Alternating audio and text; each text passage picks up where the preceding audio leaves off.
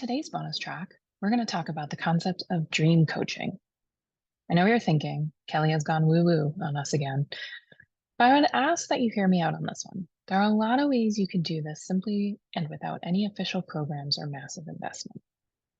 The process I'm going to start talking about today is the spin I put on the training program created out of Matthew Kelly's Dream Manager book and program. If you've not read this book and are curious, it is a short read, and I recommend it as a good starting point for you and other managers. Dream coaching is an amazing company culture opportunity that you can take advantage of. In order to do so, you want a culture that is already pretty open and a group of people who do well interacting and discussing ideas together. If your team is bristling with each other, this might be a hard exercise to pull into the mix. But if you're ready to embrace a culture where you help your staff and they help each other achieve life goals or dreams, this is a fun opportunity. I've done this in a few ways over the years, and by simply stating that we care about this stuff, it puts antennas up and makes your team much more aware of things that people care about and will often help us all be accountability partners. A good way to start this is with a dream storm exercise. Sounds intense, right? But actually, it's a bit more fun than it is stormy. You simply open up a space to go through some concepts on which people may have target goals or dreams. By opening up these discussions, you'll see people writing down and thinking about steps on dreams they may have. I have even seen people get excited about other people's goals and dreams and adopt them for themselves.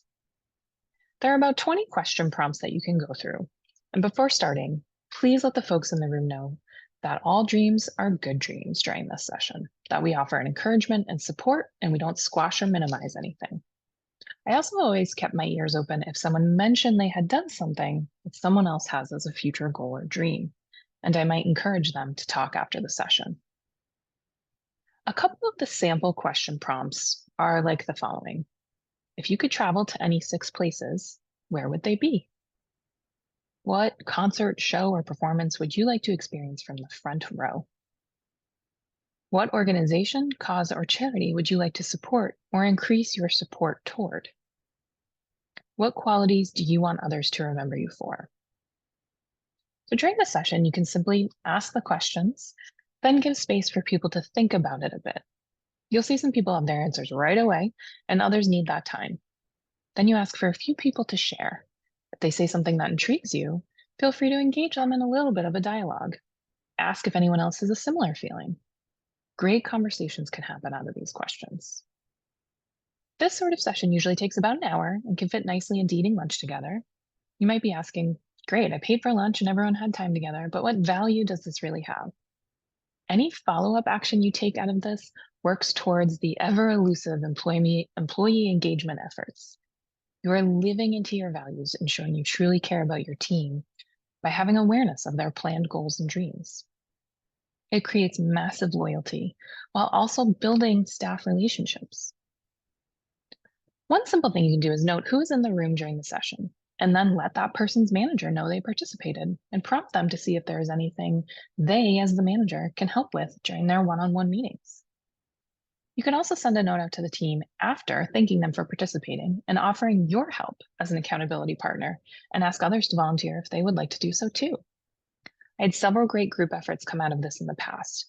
We formed a couple of Biggest Loser contests over the years, or we did some group runs for charity together.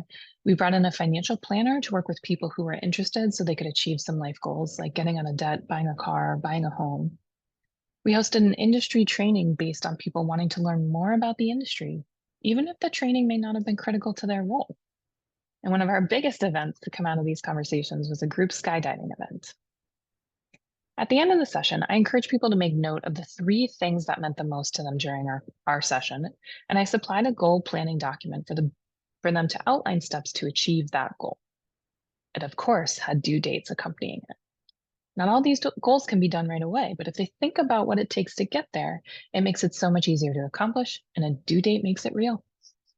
I also ordered some simple journals for people to create a dream journal if they wanted.